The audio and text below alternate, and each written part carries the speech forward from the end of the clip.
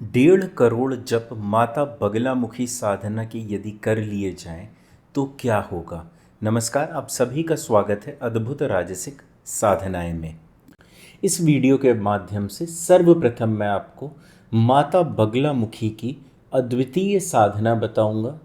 किस दिशा में जप करने के क्या फल होते हैं उसके विषय में बताऊंगा। किस दिशा में जप करने के बाद आपको किस हवन सामग्री से हवन करना है उसके विषय में जानकारी दूंगा। और तर्पण मार्जन किस पदार्थ से करना है उसकी जानकारी दूंगा। साथ ही साथ मैं साधकों को यह भी बताऊंगा कि किस प्रकार से राशि अनुसार अर्थात तत्व अनुसार मनुष्य के लिए मंत्र भी परिवर्तित हो जाते हैं माता के। इसको जानना एवं समझना अत्यंत आवश्यक है, तो यह भी जानकारी मैं आपको प्रदान करूंगा। उसके बाद हम चर्चा करेंगे कि कितना जप कर लेने से किस दिशा में आपको क्या लाभ प्राप्त होते हैं। माता का जो जप है वह सिर्फ एक ही दिशा में नहीं होता है। माता के जप 8 दिशाओं में किए जाते हैं और हर एक दिशा का अलग लाभ प्राप्त होता है। तो आज हम इन सभी चीज़ों को समझेंगे और प्रयास करेंगे कि साधक इन सभी चीज़ों को स्वीकार कर सकें, क्योंकि साधक जब अपने मन में पहले से एक निर्धारित इच्छाएं बना लेते हैं अथवा एक साधना की विधि का निर्माण कर लेते हैं तो वह नवीन चीज़ों को स्वीकार नहीं कर पाते हैं। अतः मेरा आपसे निवेदन है कि सर्वप्रथम आप अपने दिमाग में जो भी माता के प्रति धारणाएं हैं उनको हटा दीजिए, उनके प्रति भक्ति भाव रखिए और इस विधि को समझने का प्रयास कीजिए जिसमें मैं आपको आध्यात्मिक रूप से एवं वैज्ञानिक रूप से किस प्रकार से शरीर एवं ऊर्जाओं में कार्य होता है मंत्र का वह भी समझाने का प्रयत्न करूंगा। देखिए, बहुत ज़्यादा एडिटिंग पर हम ध्यान नहीं देते हैं। हमारा ध्येय है कि हम साधकों को सही जानकारी प्रदान करें और एडिटिंग करने आदि के लिए अनेक व्यक्तियों की आवश्यकता होती है जो संस्था में उपलब्ध नहीं है। यदि कोई साधक इच्छुक हैं जो एडिटिंग आदि करना जानते हैं और संस्था के नियम अनुसार अर्थात जिस प्रकार से संस्था का ध्येय है तंत्र को, मंत्र को, यंत्र को वैश्विक रूप तक ले जाना, वैश्विक स्वरूप प्रदान करना, उस लेवल की यदि एडिटिंग कर सकते हैं या एडिटिंग करने की इच्छा रखते हैं तो वह संस्था में संपर्क स्थापित कर सकते हैं। यथासंभव जो भी संस्था द्वारा उनको धनराशि प्रदान की जा सकती है या तो वह प्रदान की जाएगी अथवा तंत्र आदि हो गए या जो साधना सामग्री है कुछ हम उस प्रकार से साधकों को प्रदान जो भी संस्था के लिए संभव होगा वह उनके लिए किया जाएगा। यदि आप यह वीडियो देख रहे हैं तो कहीं ना कहीं आपके ऊपर माता की कृपा अवश्य रही होगी, तभी यह आप वीडियो देख पा रहे हैं। वरना पूरी दुनिया में ऐसे अनेक लोग होंगे जो नाना प्रकार की समस्याओं से ग्रसित हैं लेकिन यहाँ तक नहीं पहुँच पा रहे हैं। तो अपने आप को भाग्यवान अवश्य समझें और माता के प्रति अपनी श्रद्धा, समर्पण आदि प्रकट करें। माता की साधना करने से पूर्व जिन साधकों को नहीं पता है वह यह जान लें कि माता 10 महाविद्या में से एक हैं और 10 महाविद्याएं वह हैं जिन्हें महाविद्या कहा गया, अर्थात विद्या का सबसे बड़ा स्वरूप महाविद्या। और महाविद्या के माध्यम से सब कुछ संभव है। महाविद्याएं वह हैं जिनको प्राप्त कर लेने से मनुष्य सिर्फ सांसारिक नहीं सभी प्रकार के सुखों को वहन करता है। अर्थात कोई भी चीज़ है यदि आपके पास उसकी विद्या है तो आप उसे संपूर्ण कर सकते हैं, पूर्ण कर सकते हैं। किसी भी चीज़ को बनाने की विद्या, किसी भी चीज़ को सुरक्षित रखने की विद्या, किसी भी चीज़ को समाप्त कर देने की विद्या, 3 ही तो विद्याएं हैं। धातु को बनाना यदि आपने सीख लिया आप स्वर्ण बना सकते हैं। यदि आपने प्रकृति को बनाना सीख लिया आप एक नई प्रकृति का निर्माण कर सकते हैं। आपने शरीर को बनाना सीख लिया आप एक नए शरीर का निर्माण कर सकते हैं। आप जीवन मृत्यु सबका निर्माण कर सकते हैं। तो मनुष्य कहीं ना कहीं इन्हीं 3 चीज़ों की आवश्यकताओं में ना भरा पड़ा है। इसके बाद मनुष्य नाना प्रकार की सिद्धियां प्राप्त करना चाहता है। वह भी माता के जप से संभव हो जाती है। अभी हम आगे समझेंगे कि कितने जप के बाद मनुष्य सिद्धियां प्राप्त कर लेता है, कौन कौन सी सिद्धियां प्राप्त कर लेता है, सब कुछ हम इसी एक वीडियो में समझेंगे। इसलिए वह साधक जो धैर्यवान है वह पूरा वीडियो अवश्य देखें। बीच में आधा वीडियो देख के प्रश्न करने से कोई लाभ नहीं होता, क्योंकि संस्था द्वारा काफ़ी मेहनत की जाती है आपके लिए एक एक वीडियो बनाने में। साथ ही साथ वह साधक जो लिखित रूप से इस साधना की जानकारी प्राप्त करना चाहते हैं वह टेलीग्राम चैनल के माध्यम से जुड़ जाएं, क्योंकि उसमें पूर्ण जानकारी लिखित रूप से दी हुई है। आप वहां से सारी जानकारी पढ़ के प्राप्त कर सकते हैं। अब हम समझते हैं कि माता की साधना की कैसे जाती है। सर्वप्रथम आपको किन किन चीज़ों की आवश्यकता होगी यदि आप माता की साधना करना चाहते हैं। तो सबसे पहले आपको एक निर्धारित कक्ष की आवश्यकता है। कक्ष में कोई भी रंग हो उससे फर्क नहीं पड़ता है। आपके यदि कक्ष में सफ़ेद रंग है तब भी आप साधना कर सकते हैं, लाल काला कोई भी रंग है तब भी आप साधना कर सकते हैं। माना यह जाता है कि स्वर्णिम रंग यदि आपके कक्ष का है तो वो माता की साधना के लिए सर्वोत्तम है। लेकिन यह कहना कि आप साधना नहीं कर पाएंगे इस रंग के बिना, यह उचित नहीं है। दूसरा, अब यहां पर आपके पास दूसरा ऑप्शन नहीं है, आपको पीला आसन ही प्रयोग करना है और ऊनी आसन प्रयोग करना है। यदि पीला आसन नहीं है तो पीले से हल्के रंग के जो भी कपड़े होते हैं, या सफ़ेद हो गया, हल्का ग्रेइश कलर हो गया, इन सब के ऊपर पीला कपड़ा बिछाकर भी आप उसको आसन के रूप में उपयोग कर सकते हैं। मान लीजिए ऊनी कपड़ा नहीं है, ऊनी कंबल इस्तेमाल कर लीजिए। ऊनी कंबल भी नहीं है, लकड़ी के तख्ते पे पीला कपड़ा बिछा के बैठ जाइए। अब यदि यह भी नहीं है तो आप माता से प्रार्थना करें और कुशा की चटाई बिछाकर बैठ जाएं, उसको भी आप आसन के रूप में उपयोग कर सकते हैं। लेकिन वह तब है जब मनुष्य बिल्कुल दरिद्रता की हालत में इस साधने की शुरुआत करने जा रहा है। एक चीज समझ लीजिए, अपने जीवन में जब भी आप साधना करते हैं तो जितना आप में सामर्थ्य है, आर्थिक रूप से, शारीरिक रूप से, मानसिक रूप से, आध्यात्मिक रूप से, उसका पूरा उपयोग करें। ऐसा कभी ना करें कि सोचें कि अच्छा इसी एक जगह पे मैं पैसा बचा लूं। ऐसा करने वाला व्यक्ति कभी साधना में सफल नहीं हो पाता है। जो अंदर से हीन भावना के साथ साधना करता है वो कभी सफलता प्राप्त नहीं कर पाता है साधना में।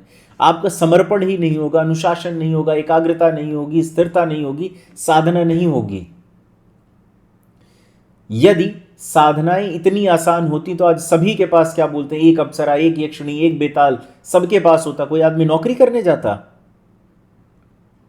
कोई आदमी आपके लिए जो आधुनिक कंप्यूटर है, यूट्यूब है, ये सब आपके लिए उपलब्ध हो पाते? कभी नहीं हो पाते। इसका अर्थ यह है कि हर समय में यह साधनाएं गुप्त रही हैं और इनको सिद्ध कर पाने वाले व्यक्ति भी बहुत कम रहे हैं। इसीलिए आज के समय में भी जब भी साधकों के विषय में चर्चा होती है अथवा देवियों के विषय में चर्चा होती है तो उनके जो सर्वोत्तम साधक होते हैं या कोई भी साधक होते हैं उनके विषय में चर्चा अवश्य होती है। माता काली के विषय में चर्चा होगी तो रामकृष्ण परमहंस के विषय में भी चर्चा होगी। तो यह सत्य है कि साधक सभी नहीं बन पाते हैं। अब इसके पीछे अनेक कारण हो सकते हैं। हो सकता है किसी का आर्थिक जीवन ऐसा हो, किसी का पारिवारिक जीवन ऐसा हो कि वो साधना ना कर पाए, है? बहुत सारे कारण हो सकते हैं। इनमें किसी भी कारण से आपको पीछे नहीं हटना है, क्योंकि जो परीक्षाएं हैं वो कभी समाप्त नहीं होंगी जीवन में, और सिर्फ एक जगह समय बचाकर आप कुछ बड़ा नहीं कर पाएंगे। मनुष्य जितनी देर अपने जीवन में सिर्फ टेलीफोन चलाता है, मोबाइल चलाता है, यदि वह समय वह साधना में लगा दे, मैं यह भी कहता हूं यदि आपका समय बचता है तो आप यह वीडियो भी ना देखें। एक बार देखें, माता की साधना की पूर्ण जानकारी प्राप्त कर लें, उसके बाद अपना समय साधना में लगाएं। जीवन में 1 वर्ष साधना को देकर तो देखें। 1 वर्ष अपने जीवन का सिर्फ साधना में दे दें, उसके बाद देखें आपके जीवन के शेष वर्ष कितने सुखद हो जाते हैं। लेकिन यदि इसी एक वर्ष में आपको सब कुछ करना है, जिस समय साधना करनी है, तो कुछ नहीं होगा। जैसे कहा जाता है ना, जब विद्या ग्रहण करने का समय है उसी समय विद्या ग्रहण कर लो, बाद में कुछ नहीं होता। लोगों को बचपन में समझ में नहीं आती हैं ये बातें, जब बड़े हो जाते हैं तब उन्हें दुख होता है, काश मैंने ऐसा कर लिया होता, मैंने यह कर लिया होता, वह कर लिया होता। काल कपोल कल्पनाएं, भूत में ट्रेवल, पास्ट में ट्रेवल, फ्यूचर में ट्रेवल, ये सब करने से कोई लाभ नहीं है। यह साधना माता की आप किसी भी समय कर सकते हैं। सर्वोत्तम समय रात्रि 10 बजे के बाद का है, लेकिन आप जब इच्छा हो तब यह साधना कर सकते हैं। अर्थात आपका सुबह मन है सुबह कीजिए, दोपहर में मन है दोपहर में कीजिए, रात में मन है रात में कीजिए। आपने एक दिन सुबह की, एक दिन दोपहर में कीजिए, अगले दिन रात में कर लीजिए, लेकिन 24 घंटे में एक बार आपको मंत्र जप करना ही करना है। इस साधना में अनेक लाभ हैं। वह साधक जो ब्रह्मचर्य का पालन नहीं कर पाते हैं, उनके लिए यह साधना अद्भुत है। कैसे? मान लीजिए आपसे 5 दिन का ब्रह्मचर्य का पालन होता है, तो आप यह साधना 5 दिन करें और छठे दिन हवन कर लें। 3 दिन ब्रह्मचर्य का पालन होता है तो 3 दिन साधना करें, तीसरे ही दिन हवन कर लें। नियम यह है ब्रह्मचर्य का इस साधना में कि जिस समय आप साधना शुरू करेंगे और हवन की जो सामग्री है जब पूरी तरीके से ठंडी हो जाए और विसर्जित कर दें, तब तक आपको ब्रह्मचर्य का पालन करना है। अब यह आपकी इच्छा है कि आप कितने समय तक ब्रह्मचर्य का पालन कर पाते हैं। माला संख्या भी आपकी इच्छा के ऊपर आधारित है। देखिए, साधना नियम, हवन और विशेष नियम जैसे दीक्षा, अन्य कोई विशेष नियम, उनकी जानकारी के लिए हर एक वीडियो के डिस्क्रिप्शन बॉक्स में 3 वीडियो दिए हुए हैं, उनको अवश्य देखें। यह मैं सभी साधकों से हर एक वीडियो में कहता हूं, लेकिन साधक अपने प्रश्न मेरे समक्ष रखते हैं, और यदि वह 3 वीडियो देख लें, आपकी साधना में कभी जीवन में कोई गलती नहीं हो सकती है। वह वीडियो आज से नहीं, कई वर्षों पूर्व दिए गए, 5-6 साल हो गया। आज तक जो भी साधक उन 3 वीडियो को अच्छे से देख के साधना कर ले, वो साधना में लगभग असंभव है कि असफल हो जाए। इतने ज्यादा स्पष्ट रूप से उसमें सभी नियमों को बताया गया है। अब हम आते हैं कि कितने दिवस साधना करनी होती, इसकी हमने चर्चा कर ली। माला संख्या आप अपने अनुसार निर्धारित कर ले, इसकी चर्चा कर ली। इसमें दीपक कौन सा जलाना है और किस दिशा की तरफ मुख करके यह साधना करनी है। यह साधना आप अपने मनोरथ के अनुसार दिशा का चयन करते हैं, जो हम आगे अभी समझेंगे। और दीपक इसमें जलता है, यदि घी का दीपक है तो शुद्ध देसी गाय का घी उपयोग करें, विदेशी घी उपयोग ना करें, डब्बे पैकिंग का घी उपयोग ना करें। अपनी साधना में सारा पैसा यहां ना बचाने का प्रयास करें। शुद्ध गिर गौ का घी उपयोग करें, क्योंकि वह स्वर्णिम रंग का शुद्ध घी होता है, और उसकी जो गंध है और जो बाकी प्रकृति है, उससे आपका जो घर है, मान लीजिए आपको साधना नहीं भी करनी है, तो यदि मंदिर में भी अपने घर के दीपक जलाते हैं तो वो भी गिर गौ के घी का दीपक जलाएं, अद्भुत लाभ हैं उसके। और यदि आप तेल का दीपक जलाना चाहते हैं तो पीली सरसों के तेल का दीपक जलाएं और अपने सामने निकलवाएं, अथवा किसी ऐसे परिचित से लें जिसके साथ आपको 100% यकीन हो कि आपके साथ धोखाधड़ी नहीं करेगा तेल में। इसके बाद क्या है, यदि साधक सक्षम है तो वह माता बगलामुखी का तंत्र अवश्य धारण करें साधना काल में। वैसे तो माता के तंत्र के अपने आप ही अनेक लाभ हैं, लेकिन यदि साधक सक्षम है तो उनके तंत्र को भी अवश्य धारण करें। माता का तंत्र धारण करने वाला व्यक्ति माता की साधना को निश्चित रूप से अति तीव्रता के साथ सफल करता है और लाभ प्राप्त करता है। नाना प्रकार के लाभ माता के तंत्र धारण करने से ही प्राप्त हो जाते हैं, क्योंकि माता का जो तंत्र है वह स्वतः ही कम से कम 1,00,000 जप से तैयार किया जाता है। यह 1,00,000 जप का तंत्र जब साधक धारण करता है तो उसमें एक अद्भुत ऊर्जा का संचार होता है, और यह तंत्र सार्वजनिक रूप से बनते हैं, अर्थात एक बार जब जप होता है तो अनेक साधकों के लिए एक साथ बनाया जाता है। साधक चाहें तो साधक विशेष तंत्र भी धारण कर सकते हैं, जो स्वर्णिम माता बगलामुखी तंत्र है, अर्थात वह तंत्र पूर्ण रूप से स्वर्ण में बनता है। और वह साधक जो जप आदि साधना आदि नहीं कर सकते हैं, उनके लिए संस्था द्वारा माता बगलामुखी मंदिर के प्रांगण में जप एवं हवन आयोजित किया जाता है प्रत्येक गुरुवार को। और माता बगलामुखी के शक्ति पीठ में यह आयोजन किया जाता है, तो उसका प्रभाव आप स्वतः सोच सकते हैं कितना तीव्र होगा आपके जीवन में, जब माता के मंदिर के प्रांगण में आपके लिए जप एवं हवन किए जाएंगे। तो यह सुविधाएं आपको संस्था द्वारा ही प्राप्त हो रही हैं, जिसका कोई भी साधक लाभ प्राप्त कर सकते हैं। इसके लिए आपको टेलीग्राम पे संस्था में संपर्क स्थापित करना आवश्यक है। अब मैं आपको किस दिशा में जप एवं हवन करने का क्या लाभ मिलता है वह बताने जा रहा हूं। लेकिन क्या समस्त लाभ मैं एक साथ आपको बता सकता हूं? नहीं, मैं आपको कुछ ही लाभ यहां पे बता रहा हूं जो कि मुख्यतः साधकों को प्राप्त हुए हैं पूर्व दिशा में जप एवं हवन करने से। प्रथम लाभ जो प्राप्त हुआ है वह है हर एक कार्य क्षेत्र में सफलता।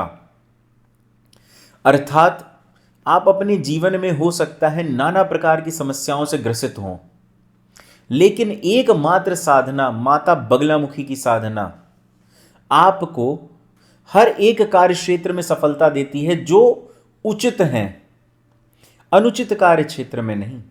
जो भी उचित कार्य क्षेत्र हैं उनमें आपको 100% सफलता प्राप्त होती है माता की कृपा से।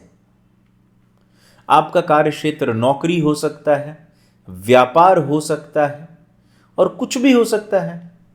आप हो सकता है राजनेता हो सकता है आप कोई बहुत बड़े व्यापारी हो सकता है आप शासन प्रशासन में कार्यरत हो। तो जिस भी क्षेत्र में हैं आप, उसमें आपको लाभ प्राप्त होगा ही होगा। दूसरा है आजीवन उन्नति। जब तक साधक माता की शरण में रहेगा उसको हर एक प्रकार से उन्नति प्राप्त होती ही रहेगी। किसी भी क्षेत्र में वह रह ले उसको ख्याति प्राप्त होती ही रहेगी और आजीवन प्राप्त होगी। ऐसा नहीं है ये ख्याति आपको मिली और समाप्त हो गई। कई बार ऐसा होता है कुछ समय के लिए ख्याति मिलती है, उसके बाद मनुष्य का कैरियर डूब जाता है। और यह आपने पाया होगा कई बार ऐसा फिल्म स्टार्स के साथ होता है। कई बार ऐसे अनेक पदाधिकारी होते हैं, अनेक राजनेता होते हैं, ख्याति मिली, बड़े अच्छे पद को प्राप्त किया, उसके बाद आज कोई उन्हें पूछने वाला नहीं है। लोग मानसिक रूप से असंतुलित हो जा रहे हैं इसी ख्याति की वजह से कि अब एक समय पे ख्याति थी, अब कोई ख्याति ही नहीं रह गई है। मुझसे प्रेम करने वाला कोई व्यक्ति ही नहीं रह गया, मुझसे संपर्क स्थापित करने वाला कोई व्यक्ति नहीं रह गया है। तो यह जो ख्याति एवं उन्नति प्राप्त होती है साधक को, वह आजीवन की होती है, सदैव के लिए होती है। तीसरा जो मुख्य लाभ है पूर्व दिशा की ओर जप एवं हवन करने का, वह यह है धन प्राप्ति, धन आगमन एवं धन प्राप्ति हेतु जितने भी द्वार हैं वह मनुष्य के लिए खुल जाना। हर कार्य में सफलता मिलेगी तो आपको धन स्वतः ही प्राप्त होगा। लेकिन कई साधक ऐसे होते हैं जिनको अपने जीवन में हर एक प्रकार से बैठे बिठाए लाभ चाहिए होता है, जैसे पैतृक संपत्ति, किसी भी प्रकार के वाद विवाद में विजय, जितने कार्य अभी रुके हुए हैं, जिनकी वजह से धन आगमन रुका हुआ है, उन सभी का पूर्ण हो जाना, यह वह लाभ है जो आपको माता की कृपा से प्राप्त होते हैं जब आप पूर्व दिशा की ओर मुख करके जप करते हैं एवं हवन करते हैं। लेकिन इसके पीछे आध्यात्मिक कारण भी है। पूर्व का अर्थ होता है अंतर्मुखी होना। इसके विषय में हम आने वाले समय में जब साधक 10 से 15 लाख जप कर लेंगे तो उनसे चर्चा करेंगे, क्योंकि इसे समझने के लिए साधक का पहले से साधना क्षेत्र में होना जरूरी है। अन्य साधक इस चीज को समझ नहीं पाएंगे। अभी यदि साधक पश्चिम दिशा की तरफ मुख करके माता के मंत्रों का जप करता है एवं पश्चिम दिशा की तरफ मुख करके पश्चिम दिशा के से संबंधित हवन सामग्री का उपयोग करता हुआ हवन करता है, तर्पण मार्जन करता है, तो उसे क्या लाभ प्राप्त होते हैं? प्रथम लाभ है मोहन, आकर्षण। द्वितीय लाभ है वशीकरण। इसके पीछे दुनिया बावली है। क्यों? क्योंकि हर मनुष्य चाहता है दूसरे मनुष्य पर अधिकार प्राप्त करना। आपके पास कितना भी धन आ जाए, लेकिन उसके बाद भी आप चाहते हैं कि आप किसी न किसी के ऊपर अधिकार जमाए रखें। और अधिकार किस पे जमाना चाहते हैं आप? जीवित चीजों पे। निर्जीव चीजों पे अधिकार प्राप्त करने में भी कोई कमी नहीं छोड़ता मनुष्य। भूमि पे अधिकार, जल पर अधिकार, प्रकृति पे अधिकार, वनों पर अधिकार, हर जगह अधिकार प्राप्त करना चाहता है मनुष्य। तो यह अधिकार आपको प्राप्त होता है पश्चिम दिशा की तरफ मुख करने से। मोहन और वशीकरण तो वह दो शब्द हैं जो मनुष्य को आकर्षित करते हैं, और यही वह दिशा है जिस तरफ मनुष्य जब जप करता है तो उसके प्रति अन्य मनुष्य आकर्षित होते हैं और आपके बल को बढ़ाते हैं। जो राजनेता हैं, व्यापारी हैं, उनको कितना संकट होता है अपने प्रति मनुष्यों को आकर्षित करने में, लेकिन यदि वह 1 घंटा अपने जीवन का सिर्फ इस साधना को दे दें तो कितना लाभ प्राप्त हो सकता है उन्हें। मनुष्य धन अर्जित करता है, उसके बाद फिर कहीं ना कहीं शासनिक प्रशासनिक क्षेत्र में उस धन को व्यय करता है और पुनः उसी सत्ता को प्राप्त करना चाहता है, उसी अधिकार को प्राप्त करना चाहता है जो कि वह सिर्फ विद्या के माध्यम से प्राप्त कर सकता है। ऐसे अनेक गुरु हैं, महागुरु हैं, जिनके पास संपूर्ण देश के व्यक्ति जाते हैं। क्यों? क्योंकि वो उनकी विद्या को नमन करते हैं, उनकी शक्ति को नमन करते हैं, उनके अंदर जो माता की दिव्यता है उसको नमन करते हैं। लेकिन वह व्यक्ति जो सिर्फ सांसारिक इच्छाओं से इस साधना को करना चाहते हैं, वह यह जान लें कि जब भी वह पश्चिम दिशा की तरफ मुख करके साधना करेंगे तो उनको जो लाभ प्राप्त होगा वह मोहन एवं वशीकरण का होगा माता के माध्यम से। कई साधक हैं जो अभी सिर्फ और सिर्फ अपने जीवन में अपने प्रेम को प्राप्त करना चाहते हैं, लेकिन किसी गलत नजरिए से नहीं, गलत प्रकार से नहीं, विवाह आदि के कार्य हेतु अपने जीवन संगनी को प्राप्त करना चाहते हैं तो वह इसका उपयोग कर सकते हैं। और निर्धारित जप संख्या जब आप कर लेते हैं तो मनुष्य उस सिद्धि को प्राप्त करता है, उस प्रक्रिया को प्राप्त कर लेता है, उस प्रयोग को प्राप्त कर लेता है, जिससे वह किसी के ऊपर भी इन दोनों विद्याओं का षटकर्म में से प्रयोग कर सकता है। समूह मोहन अथवा वशीकरण, व्यक्ति विशेष अथवा समूह वशीकरण। जब मनुष्य उत्तर दिशा की तरफ जप करता है और हवन करता है, अर्थात अपनी ऊर्जाओं को ऊर्ध्वाभिमुख करता है, उस समय पे मनुष्य को क्या प्राप्त होती है? गृह शांति, शांति कर्म एवं आध्यात्मिक उन्नति। गृह शांति क्या है? कि मनुष्य समस्त अपने ग्रहों पर नियंत्रण प्राप्त कर लेता है, जिस प्रकार से रावण को प्राप्त था कि कोई भी ग्रह उसके विपरीत कार्य नहीं करते। उसके बाद वह मनुष्य जो कार्य करता है ग्रह सभी उसका साथ देते हैं, अथवा वो जो कार्य कर रहा होता है ग्रह भी उसी में उसको लाभ प्रदान करने लगते हैं। और उस समय पे फर्क नहीं पड़ता कौन सी महादशा है, कौन सी अंतरदशा है, कौन सी प्रत्यंतर दशा है, किसका गोचर कहां हो रहा है। माता की कृपा से सब कुछ सौम्य होता है, सब कुछ आपके पक्ष में होता है, कभी भी आपके विपरीत निर्णय नहीं आएंगे। कई बार आपने ऐसा देखा होगा कि बड़े बड़े ज्योतिषी या कह देते हैं, जो बड़े बड़े धर्मगुरु होते हैं, उनकी कुंडली देखने के बाद कि आपकी ग्रह दशाएं तो बिल्कुल विपरीत चल रही हैं, मुझे तो यह नहीं समझ में आ रहा है कि आप स्वस्थ कैसे हैं, चल फिर कैसे रहे हैं। यह सब माता और ईश्वर की कृपा है। स्वयं महर्षियों ने भी यह कहा है, जिनको ज्योतिष का सर्वोच्च ज्ञान था, कि माता की कृपा के आगे ग्रह कोई भी कार्य नहीं करते हैं। माता के आदेश अनुसार ही समस्त ग्रह चल रहे हैं। माता की ही कृपा है कि समस्त ग्रह चलायमान है। तो जब सब कुछ माता की कृपा से ही हो रहा है, तो उस समय मनुष्य को यह चिंता करने की आवश्यकता नहीं है कि ग्रह कौन सा बली है, कौन सा निर्बल है, क्या लाभ देगा, क्या लाभ नहीं देगा। तो यह सब उस समय चिंता करने की आवश्यकता नहीं होती है। समस्त ग्रह संतुलित हो जाते हैं और ग्रह के संतुलन के तुरंत बाद आपके जीवन के समस्त कष्ट समाप्त हो जाएंगे, क्योंकि अधिकतर जो भी कष्ट हैं वह ग्रहों के चलन से ही तो हैं। इसके बाद जो अलग लाभ इसके बाद प्राप्त होता है वह है शांति कर्म। शांति कर्म क्या है कि कितना भी अधिक उग्र व्यक्ति हो, उग्र जानवर हो, उग्र प्रकृति हो, उस पर नियंत्रण प्राप्त कर लेना। अर्थात वह मनुष्य जो इसमें पारंगत हो जाता है, उसके लिए सब एक समान होते हैं। वृक्ष, जल, भूमि, मनुष्य, पशु सब एक समान, उसके लिए सभी कुछ एक बराबर है।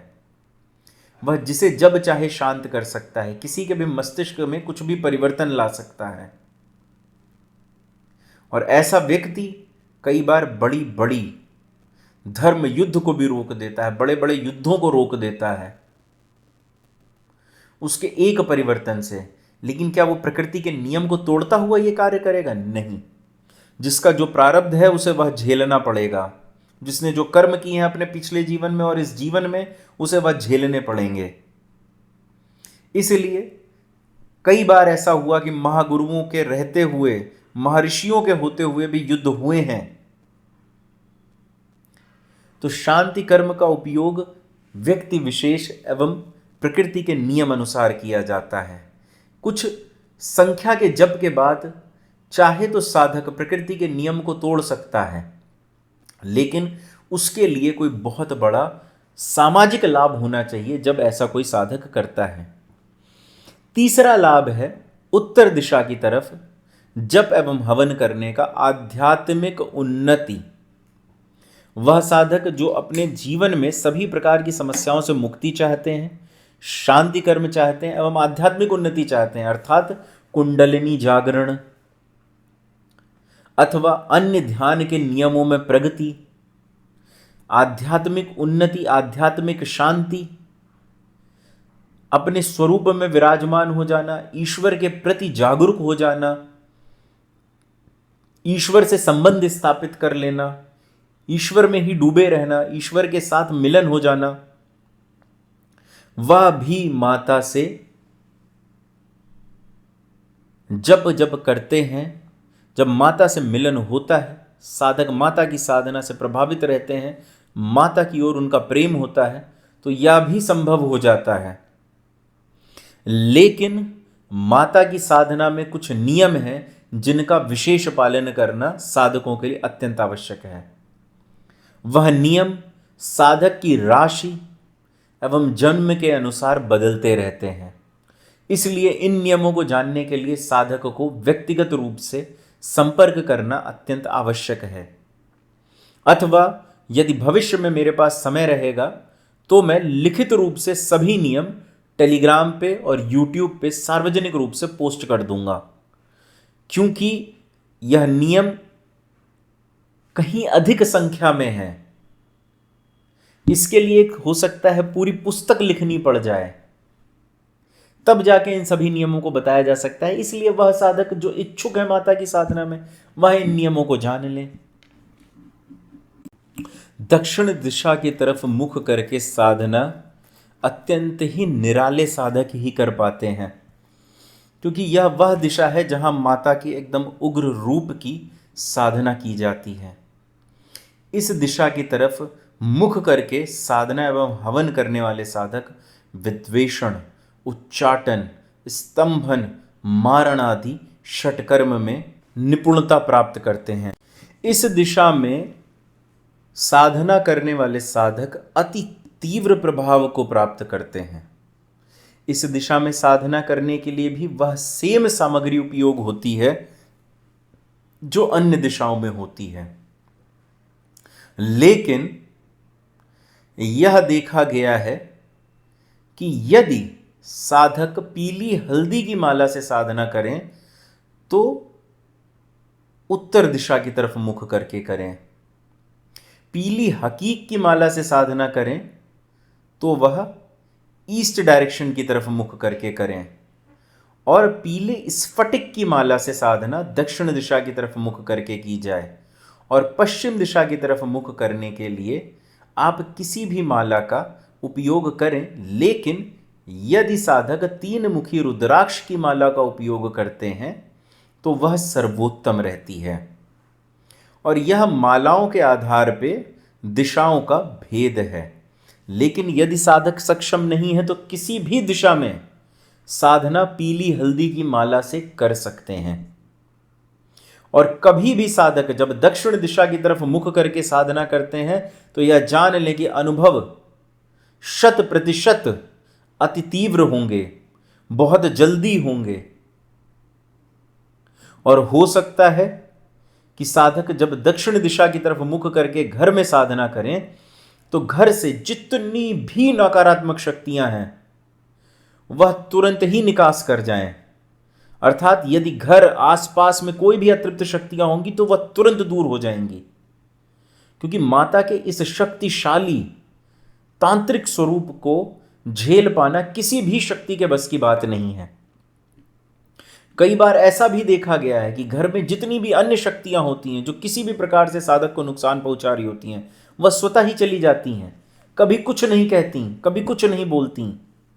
साधक को यह समझ में आता है कि मैंने तो कुल 15 माला ही जप किया, लेकिन मेरा पूरा जीवन परिवर्तित हो गया, जितने संकट थे सब समाप्त हो गए, अब मैं सुकून से सो पा रहा हूं, मेरा शरीर भी एकदम स्वस्थ है, क्योंकि जो कारण था वही समाप्त हो गया।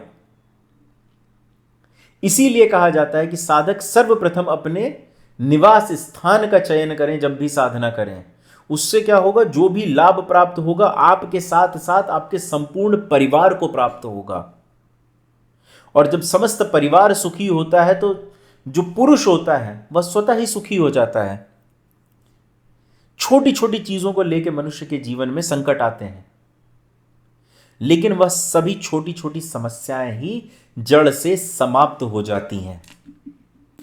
जिनको नहीं पता विद्वेषण का अर्थ क्या है, उच्चाटन का अर्थ क्या है, स्तंभन का अर्थ क्या है, मारण का अर्थ क्या है, उनके लिए यह दिशा साधना करने योग्य नहीं है, क्योंकि यह दिशा किसी नए साधक के लिए साधना करने योग्य नहीं है।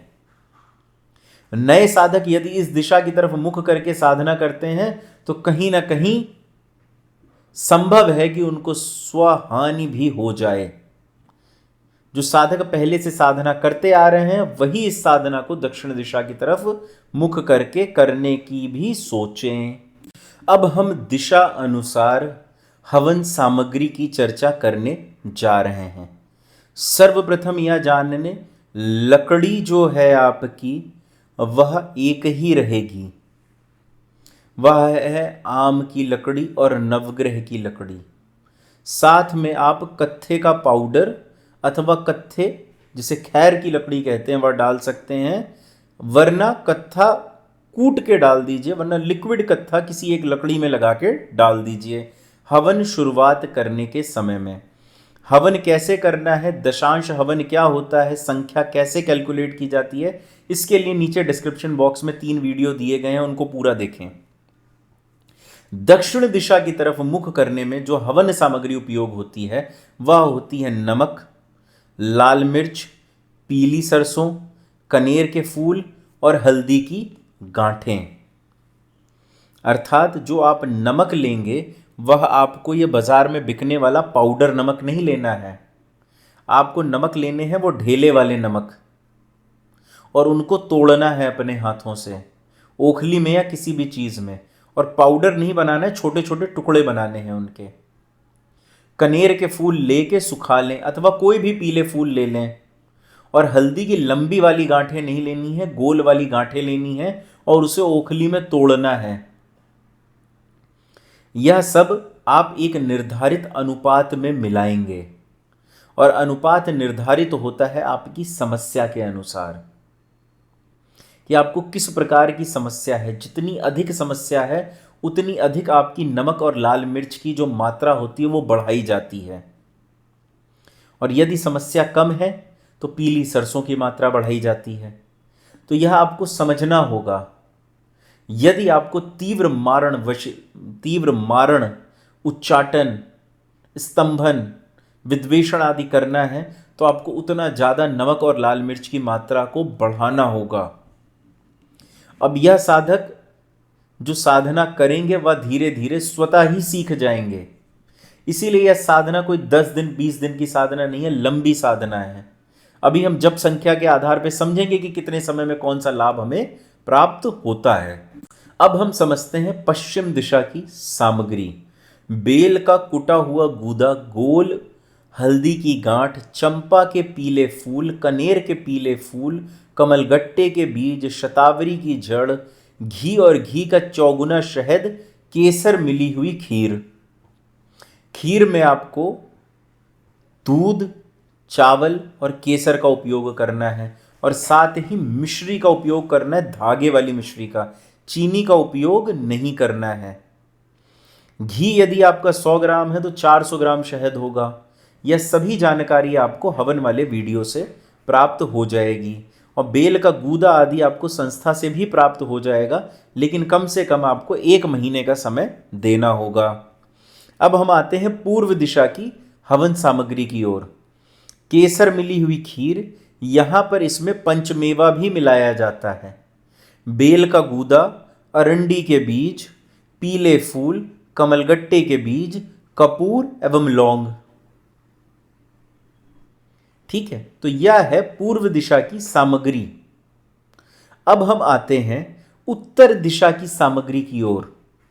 कपूर, नवग्रह की लकड़ी, लौंग, पीले फूल, घी का चौगुना शहद, जौ, इंद्रजौ और इंद्रायण, यह सब आयुर्वेदिक औषधियां हैं। पूर्व दिशा में एक कमी रह गई है, इसमें भी घी और घी का चौगुना शहद उपयोग किया जाता है। सिर्फ दक्षिण दिशा में ही घी और घी का चौगुना शहद उपयोग नहीं किया जाता है, बाकी अन्य सभी दिशाओं में उपयोग करना चाहिए, ऐसा इसका नियम है। और यह गुप्त नियम आज से पूर्व कुछ ही साधक जो संस्था से बहुत पहले से जुड़े हुए हैं उन्हीं को पता रहे होंगे, अथवा अनेक विद्वान हैं दुनिया में, कहीं ना कहीं से तो पता चल ही सकते हैं। लेकिन हमें विश्वास है कि इतने ज़्यादा विस्तार से आपको समस्त नियम शायद संस्था द्वारा ही प्राप्त हुए होंगे, लेकिन क्योंकि यह नियम स्वयं गुरुओं महागुरुओं के द्वारा दिए गए हैं तो अनेक साधकों को पता होंगे। हो सकता है उन्होंने यह दिव्य नियम कहीं और भी साझा अवश्य किए हुए हों। तो यह वह नियम है। अब आप 2 चीज़ें समझ चुके हैं। पहला कि आपको कौन सी माला का उपयोग किस दिशा के लिए करना है। दूसरा, आपको कौन सी दिशा में कौन सी हवन सामग्री उपयोग होती है उसका चयन कैसे करना है। और जो तीसरी चीज़ आपने समझी है वह यह है कि कौन सी दिशा में साधना करने से आपको क्या लाभ प्राप्त होते हैं। अब हम समझेंगे कि कितनी जप संख्या करने से, कितना पुरुष शरण कर लेने से साधक को किस दिशा में कौन सी विद्या की प्राप्ति हो जाती है। अभी तक तो आपने मूल समझा कि इस दिशा में ऐसा जप किया तो ये लाभ प्राप्त होगा, लेकिन कितने जप के बाद वो लाभ प्राप्त होगा यह भी समझना उतना ही आवश्यक है। जैसा कि मैंने पूर्व में बताया, विधि नियम आदि हो सकता है आपको पूर्व से पता हो। अब हम उस विषय में चर्चा करेंगे शायद जिस चीज़ के लिए आप स्वतः प्रतीक्षा कर रहे हैं कि कितना जप करने से क्या लाभ साधकों को प्राप्त होता है। देखिए, मैंने इसे 4 भाग में विभाजित किया है। 1.5 लाख, 10 लाख, 20 लाख एवं 1.5 करोड़। बीच में आप थोड़ा सा स्वतः अंदाजा लगा लें कि क्या क्या लाभ प्राप्त हो सकते हैं, है ना। तो सर्वप्रथम जब मनुष्य 1.5 लाख जप का पुरुषचरण कर लेता है और यदि वह उत्तर दिशा की तरफ मुख करके या करता है, उसको अपने जीवन में शांति की प्राप्ति होने की शुरुआत हो जाती है।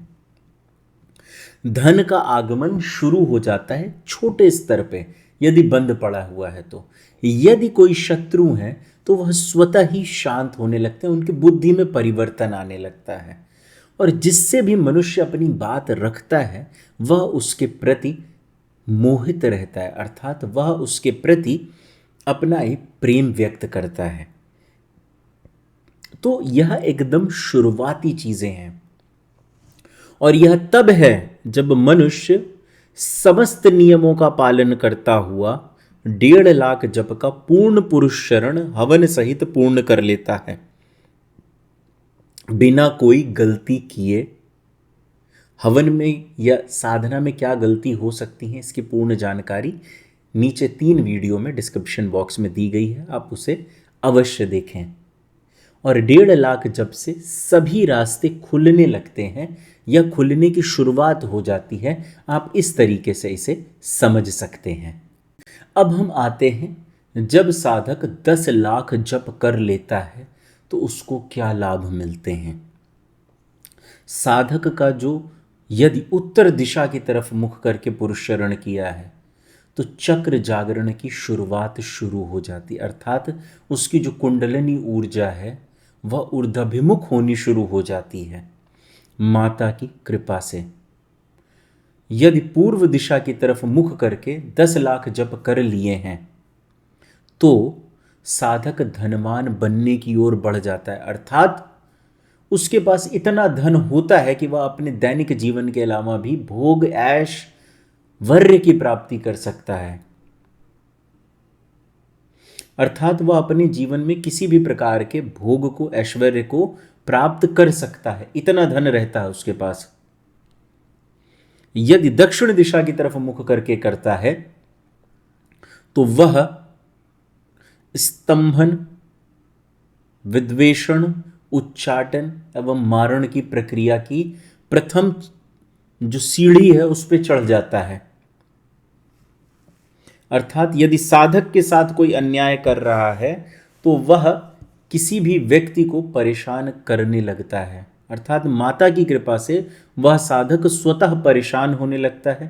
पहले उसका जीवन से मन उचाट होने लगता है, उसके बाद वह अपने स्थान से दूर भागता है और यदि वह तब भी साधक को परेशान करता रहता है तो वह अस्वस्थ होने लगता है और अस्वस्थ होने पर वह किसी भी प्रकार की समस्या से पीड़ित हो सकता है। मैं आगे उसको शब्दों में नहीं कहना चाहता हूं, लेकिन यह प्रथम चरण है उस समय का। यदि यही वह वेस्ट डायरेक्शन की ओर, पश्चिम दिशा की तरफ मुख करके 10 लाख जप कर लेता है तो यहां पर साधक को एक छोटे समूह का आकर्षण प्राप्त होने लगता है, अर्थात कि यदि किसी छोटे समूह में वह बैठा हुआ है तो सब लोग उसकी बात सुनते हैं। जैसे मान लीजिए कोई ऑफिस है या कोई छोटा मोटा कार्यक्रम है जहां पे वो अपनी बातों को रखने गया हुआ है तो वहां सभी उसकी बात अवश्य सुनेंगे, उसकी वैल्यू रहेगी। तो यह लाभ है जो 10 लाख पे मिलते हैं। अभी साधक के मन में यह भी प्रश्न आ सकता है कि यदि मुझे आध्यात्मिक उन्नति भी चाहिए और मुझे धनवान भी बनना है तब मैं क्या कर सकता हूं, अथवा धनवान बनना है और मुझे शत्रु नष्ट भी चाहिए, ये शत्रु नाश भी चाहिए और मुझे आकर्षण भी चाहिए, या मुझे आकर्षण और क्या बोलते हैं आध्यात्मिक उन्नति दोनों चाहिए। तो इसके लिए साधक के पास जो सर्वोत्तम विधि है वह यह है कि साधक, जैसे मान लीजिए चक्र जागरण भी करना है, धनवान भी बनना है, तो नॉर्थ ईस्ट डायरेक्शन का उपयोग करें, अर्थात नॉर्थ ईस्ट में मुख करके बैठें। मान लीजिए कि धन तो मेरे पास है लेकिन मैं चाहता हूं मेरा धन रुका रहे और मैं आध्यात्मिक उन्नति कर लूं, तो उसके लिए क्या करना है, हमें नॉर्थ ईस्ट डायरेक्शन में बैठना है। अब इसके लिए थोड़ा सा आपको कंपास देखना पड़ेगा, मैं प्रयास करता हूं यहां पे कंपास लगाने की। यह कंपस मैंने बाद में ऐड किया है जब आप लोगों से मैं चर्चा कर रहा था। तो आप यहाँ पर देख पाएंगे कि एक नॉर्थ ईस्ट डायरेक्शन है, एक नॉर्थ नॉर्थ ईस्ट डायरेक्शन है, अर्थात नॉर्थ की तरफ अधिक है, ईस्ट की तरफ कम है। तो इससे क्या होगा, आपको आर्थिक उन्नति भी मिलेगी और आध्यात्मिक उन्नति की भी शुरुआत हो जाएगी। ठीक इसी प्रकार से आप चयन कर सकते हैं कि आपको बाकी 4 दिशाओं में या 8 दिशाओं में या 8 के अलावा और जो 4 दिशाएं हैं उनसे आपको क्या चाहिए, है ना। अभी आपके पास 16 दिशाएं हैं इस कंपस के आधार पर, लेकिन आप इन्हें और बढ़ा सकते हैं, 32 दिशाएं कर सकते हैं अपने लिए, नॉर्थ नॉर्थ नॉर्थ ईस्ट, है ना। इसी प्रकार से आप अपना चयन कर सकते हैं कि धनवान जाना होना है, ज़्यादा होना है, आध्यात्मिक उन्नति कम चाहिए, तो उसी हिसाब से आप आगे चयन कर सकते हैं कि ईस्ट ईस्ट ईस्ट नॉर्थ, है ना। इस प्रकार से आप अपनी दिशा का चयन कर लें। अब हम आते हैं, यदि साधक 20 लाख जप कर लेता है तो उसको क्या लाभ प्राप्त होते हैं। प्रथम, यदि वह उत्तर दिशा की तरफ मुख करके करता है तो यह तय है कि साधक का मूलाधार चक्र जागृत हो जाने की 100% संभावनाएं हैं। यहां पे मैं संभावना शब्द का उपयोग इसलिए कर रहा हूं कि यदि साधक जो उससे संबंधित अभ्यास हैं उनको भी करते हैं तभी ऐसा संभव है, क्योंकि कुछ अभ्यास हैं जो माता के जप के साथ करने पड़ते हैं, वह पूर्णतः गुप्त हैं, उन्हें सार्वजनिक रूप से कभी भी बताया जाना उचित नहीं है। यदि ईस्ट डायरेक्शन की तरफ मुख करके करते हैं तो शासन प्रशासन में उन्नति प्राप्त होती है, अथवा शासनिक नौकरी की प्राप्ति होती है। व्यक्ति किसी भी उच्च अधिकारी के पद पे व्याप्त होता है, चाहे प्राइवेट में हो चाहे सरकारी में हो, कहीं पे भी हो। यदि दक्षिण दिशा की तरफ मुख करके करते हैं, सोचिए 1.5 लाख जप के बाद जितने आपको जप कर रहे हैं उसका लाभ तो मिल ही रहा है, साथ ही साथ में यहां पहुंचने के बाद बड़ा लाभ क्या मिल रहा है, मैं आपको उसके विषय में बता रहा हूं। इसके बाद आपको प्राप्ति होती है अतृप्त शक्तियों से संपर्क स्थापित करने की, अर्थात आप अतृप्त शक्तियों से संपर्क स्थापित करना शुरू कर देते हैं। आपको अतृप्त शक्तियां आपसे संपर्क स्थापित करने लगती हैं, क्योंकि जैसे ही आप इतनी जप संख्या पे पहुंचते हैं आपके शरीर की ऊर्जा ऐसी हो जाती है कि अतृप्त शक्तियां आपसे निवेदन करती हैं अपनी मुक्ति के लिए। ऐसे समय पर आप चाहें तो दयालु होकर उन्हें मुक्ति दे सकते हैं अथवा अपने इच्छित कार्य करवा सकते हैं। इसमें निम्न कोटि की अतृप्त शक्तियां यहाँ पर आपसे संपर्क स्थापित करती हैं। और जैसे ही 30 लाख 40 लाख के आसपास आप पहुँचते हैं, 50 लाख के आसपास पहुँचते हैं आप, तो आपसे यक्ष यक्षिणी अप्सरा गंधर्व आदि आदि भी आपसे संपर्क स्थापित करते हैं। अब आप समझ सकते हैं स्वतः से इस स्थान से फिर शक्ति संपर्क की स्थापना शुरू हो जाती है। और ऐसा नहीं है कि सिर्फ इसी स्थान से होगी, इस स्थान से अतृप्त शक्तियों का संपर्क स्थापित होता है, अन्य स्थानों से भी होता है, लेकिन वह तृप्त शक्तियां होती हैं, इसलिए वो 20 लाख जप पे उतना संपर्क स्थापित नहीं करती हैं साधक के साथ। स्वप्न में संपर्क स्थापित कर लिया या कुछ ऐसा कर लिया, है ना। यही जब आप पश्चिम दिशा की तरफ मुख करके जप करते हैं तो यहाँ पर साधक आकर्षण विद्या को प्राप्त कर चुका होता है। उसकी बोली में स्वयं एक शक्ति आ जाती है और यहाँ से उसके जीवन में वशीकरण की शुरुआत होती है, अर्थात उसके कहे गए वचन पर अगला व्यक्ति किसी भी हद तक जा सकता है, फिर उसके नियंत्रित हो जाती हैं चीज़ें धीरे धीरे, इतनी आकर्षण शक्ति उसमें आ जाती है। यहाँ पर मैं महिला वशीकरण की बात नहीं कर रहा हूँ, यहाँ पर मैं समाज में उसकी जो छाप है वो कैसी पड़ती है मैं वह बताने का प्रयास कर रहा हूँ। महिला आदि का वशीकरण तो साधक जैसे ही 5-7 लाख जब प्राप्त करता है वह स्वतः ही करना सीख जाता है, उसको सिखाने की ज़रूरत नहीं पड़ती है। लेकिन जब माता की दैवीय साधना कर रहे हैं तो ये इतनी तुच्छ चीज़ के पीछे क्यों भागना। यदि आपको किसी से प्रेम विवाह आदि करना है तो आप कर लीजिए, बाकी अन्य ऐसे समाज में गंदगी फैलाना उचित नहीं है। यहाँ पर वशीकरण का अर्थ है कि आप में आपकी जो बोले गए शब्द हैं उसका कितना प्रभाव होता है, आपकी कही गई बातों का कितना प्रभाव होता है समाज पे। जब आपके ऊपर सामाजिक जिम्मेदारियां बढ़ती हैं तो आप ऐसा कोई कार्य नहीं करते हैं, चाहकर भी नहीं करते। लोग आपके प्रति इतने आकर्षित हो जाते हैं कि स्वयं को समर्पित कर देते हैं, उसके बाद भी आप ऐसा नहीं करते हैं। तो यह है जब आप 20 लाख जब कर लेते हैं। तब का अनुभव। तो हम आते हैं, जब साधक 1.5 करोड़ जब पूरे कर लेते हैं तो क्या लाभ प्राप्त होता है, वरना साधक का क्या परिवर्तन होता है। कुछ साधक जो अत्यंत समझदार हैं, जो सीधे वीडियो के इस हिस्से पर आ गए हैं, वह यह जान लें कि उन्होंने अपने जीवन के बहुत बड़े ज्ञान को प्राप्त नहीं किया है। माता की इतनी दिव्य साधना विधि को प्राप्त नहीं किया, माता के अन्य प्राप्त होने वाले हवन से लाभ को प्राप्त नहीं किया, और संस्था द्वारा दी जा रही अनेक सुविधाओं को प्राप्त नहीं किया।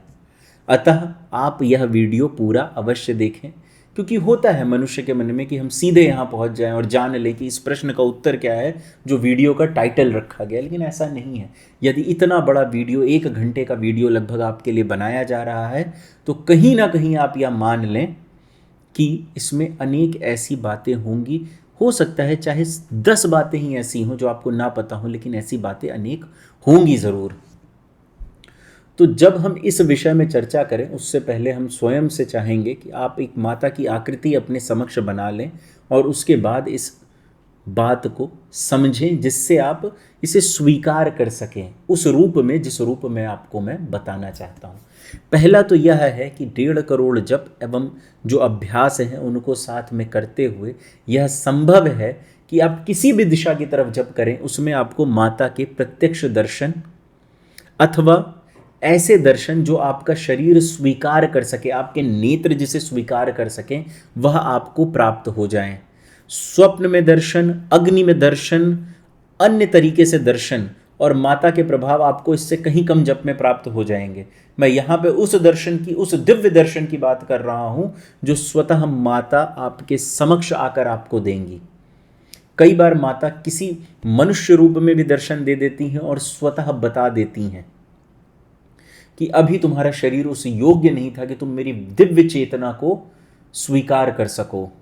लेकिन कई बार ऐसा भी देखा गया है कि इतने जप के बाद साधक का शरीर और अभ्यास के बाद इस योग 100% होता है कि माता के प्रत्यक्ष दर्शन को वो प्राप्त कर ले। और आप यह किसी भी दिशा में जप कर रहे हो, माता का स्वरूप उसी अनुसार आपके लिए बदल जाएगा। अब इसको हम कभी भविष्य में विस्तार से समझेंगे। यदि आप पूर्व दिशा की तरफ मुख करके इतना जप कर लेते हैं तो आप राजा होंगे। कैसे राजा? इस शरीर का राजा। इस शरीर के राजा का अर्थ क्या होता है? इस शरीर का राजा की मतलब इस शरीर को आपने पूर्ण रूप से जान लिया होगा, आपने संपूर्ण ब्रह्मांड को जान लिया होगा, और आप जिस स्थान पर होंगे, आप जिस ग्रह पर होंगे, जैसे मान लीजिए आप यदि पृथ्वी पर हैं तो आप पृथ्वी के संपूर्ण राजा होंगे।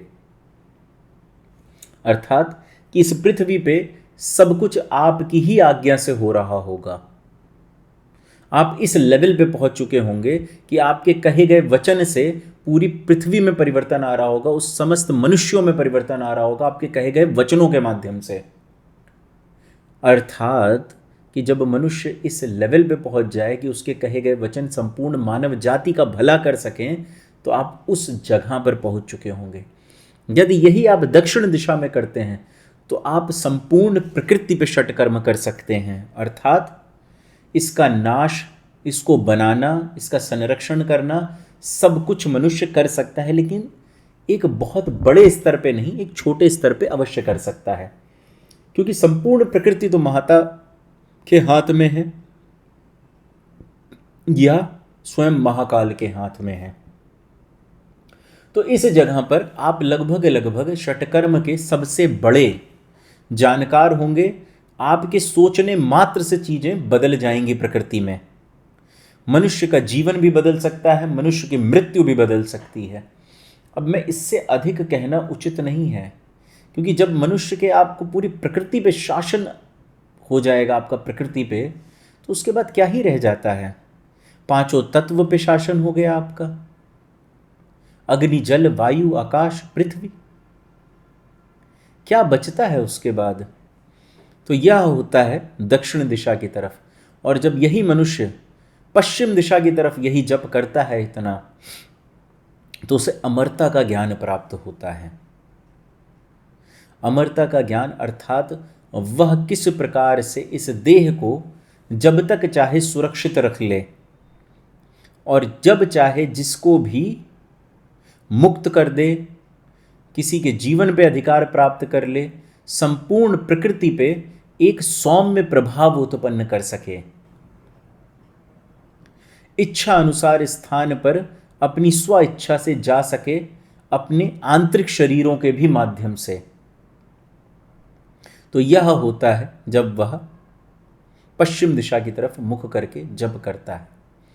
और यदि मनुष्य उत्तर दिशा की तरफ मुख करके या जप करता है तो उसके लिए मोक्ष के द्वार खुलने शुरू हो जाते हैं, अर्थात उसे मुक्ति की प्राप्ति स्वतः हो जाती है, तुरंत हो जाती है, जैसे ही 1.5 करोड़ जप उसके पूरे होते हैं। आगे उसको मोक्ष मिलना है नहीं मिलना है या उसके कर्म निर्धारित करेंगे, इसमें मैं कुछ भी नहीं कह सकता। लेकिन यह तय है कि मनुष्य के लिए मोक्ष के द्वार खुल जाते हैं और जितना भी लाभ अन्य समस्त दिशाओं से प्राप्त होता है उसका आंशिक लाभ उसे उत्तर दिशा की तरफ मुख करके जप करने से प्राप्त होने लगता है। क्योंकि उत्तर दिशा आध्यात्मिक उन्नति की दिशा है और आध्यात्मिक उन्नति मनुष्य को देवी देवता में परिवर्तित करने लगती है। वह सिर्फ और सिर्फ एक मनुष्य नहीं रह जाता, उसका परिवर्तन होने लगता है और वह कहीं ना कहीं देवतुल्य या अथवा देवी तुल्य बन जाता है। अब यह साधक कर रहे हैं या साधिका, या उसके ऊपर निर्भर करता है। आज मैंने आपको माता की इस दिव्य साधना के विषय में जानकारी दी है और मैं प्रयास करूंगा अन्य महाविद्याओं की साधना के भी विषय में इसी प्रकार से आपको जानकारी प्रदान करूं। वर्तमान समय में सभी साधक एक स्थान पर एकत्रित होकर दिव्य साधनाएं कर सकें, अन्य इच्छित साधनाएं कर सकें, इसके लिए संस्था द्वारा आश्रम निर्माण का कार्य किया जा रहा है, जहां पर साधक आकर रहकर साधना कर सकते हैं। वह साधक जो अपना किसी भी प्रकार से सहयोग आश्रम निर्माण में प्रदान करना चाहते हैं, वह संस्था के टेलीग्राम चैनल से जुड़कर प्रदान कर सकते हैं। कई साधक हो सकता है उनके मन में ऐसा प्रश्न आए कि जब इतनी साधनाएं हैं संस्था के पास, तो आर्थिक या श्रमिक या किसी भी प्रकार का सहयोग अन्य लोगों से क्यों मांगा जा रहा है? तो इसका उत्तर भी देना अत्यंत आवश्यक है। देखिए, यदि मुझे अपना व्यक्तिगत घर बनाना हो जहां मुझे स्वतः रहना हो, तब तो यह सहयोग मैं स्वयं से करके उसे बना लूं, जिसे फार्म हाउस कहते हैं। लेकिन जो आश्रम होता है वह सभी के सहयोग से बनाया जाता है। यह शास्त्र नियम है कि जब अनेक लोगों के द्वारा दिया गया सहयोग एक आश्रम का निर्माण करता है, उसमें अनेक लोगों के संकल्प होते हैं, अनेक लोगों की भावनाएं होती हैं, उनका उससे जुड़ाव होता है। किसी दूसरे के घर में या होटल में जाने से आपको वो जुड़ाव महसूस नहीं होगा। अब देखिए, यह प्रश्न का उत्तर मैं इससे और बेहतर भी दे सकता हूं, लेकिन मैं नहीं चाहता कि किसी के मन में कोई राग द्वेष उत्पन्न हो। तो इच्छुक साधक प्रदान कर सकते हैं। इस समय संस्था में खाली 3 कार्य हैं जो होने बाकी हैं। संस्था की जो गौशाला है उसका कार्य अंतिम फेज पे है अपने। जो आश्रम है उसमें रोड आदि का कार्य होना है और थोड़ा सा किचन का कार्य होना है, लेकिन बाउंड्री वॉल का जो कार्य है वह होना अत्यंत आवश्यक है। इसीलिए साधकों से सहयोग की कामना की जा रही है। वह साधक जो कॉन्ट्रैक्टर हैं अथवा इसी क्षेत्र में कार्यरत हैं, वह स्वतः ही आके कार्य कर सकते हैं संस्था में, अथवा धीरे धीरे जैसे इतना आश्रम माता की कृपा से बना है, आगे भी बनेगा, आपको जो सुविधाएं प्राप्त होनी है वो प्राप्त ही होंगी। लेकिन वह जो साधक सहयोग प्रदान करते हैं उनको कहीं ना कहीं संस्था द्वारा प्राथमिकता प्रदान की जाती है कि जब आश्रम में साधनाएं शुरू हो तो जो प्राथमिकता है वह साधकों को दी जाए। इससे संबंधित और भी लाभ हैं जो संस्था द्वारा आपको प्राप्त हो सकते हैं। इसके लिए आप संस्था का टेलीग्राम चैनल ज्वाइन करें, वहाँ पे कक्ष निर्माण की प्रक्रिया को सर्च करें। उसमें आप यह पाएंगे कि जो साधक जितना सहयोग करता है उतना ही लाभ संस्था द्वारा उसको प्रदान कर दिया जाता है। अर्थात आपने एक कक्ष के लिए सहयोग किया, आपके लिए और आपकी संतान के लिए आजीवन उसमें साधनाएं निःशुल्क हैं। आप आइए साधना कीजिए, है ना। अब देखिए, जो बिजली, खाने पीने का खर्च है वह तो साधक को स्वयं ही वहन करना पड़ेगा, लेकिन आपको रहने के लिए वहाँ पे कोई शुल्क प्रदान नहीं करना है उस समय पे। तो इसी प्रकार से अनेक लाभ हैं जो संस्था कभी भी किसी भी साधक को किसी भी सामग्री पे कभी भी छूट नहीं देती है। जो साधक ऐसे हैं उनको आजीवन कुछ प्रतिशत का लाभ प्राप्त है, आयुर्वेदिक औषधियों पे लाभ प्राप्त है, घी आदि पे लाभ प्राप्त है ना। तो यह सब आपको समझना पड़ेगा। पूर्ण जानकारी एक ही वीडियो में अब दे पाना संभव नहीं हो पा रहा है। मैं आप सभी का तंत्र जगत में स्वागत करता हूँ। नमस्कार एवं धन्यवाद।